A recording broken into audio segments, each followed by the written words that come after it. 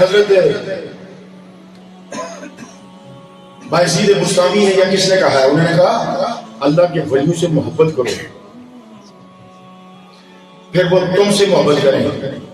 کہا کیوں محبت کرو؟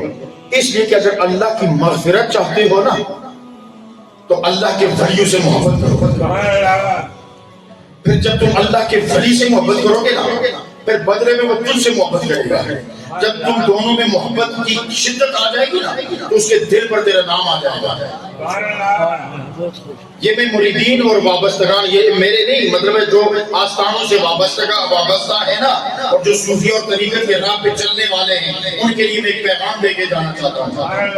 انہوں نے کہا جب تم مجھ سے محبت کرو گے شیخ سے، شیخ تجھ سے، یعنی کہ ولی سے، ولی تجھ سے، ایک وقت آئے گا کہ اس کے دل پر تیرا نام نقش ہو جائے گا۔ اور یہ یاد رکھو کہ ولی کے دل پر اللہ کچھ لمحات کے بعد، کچھ دنوں کے بعد ایک کرم کی نظر ڈالتا ہے، ایک رحمت کی نظر ولی کے دل پہ ڈالتا ہے۔ تو جب کبھی نبی اللہ ولی کے دل پہ نظر ڈالے گا وہاں تیرا نام نظر آئے گا، اللہ تیری بچے فرما دے گا۔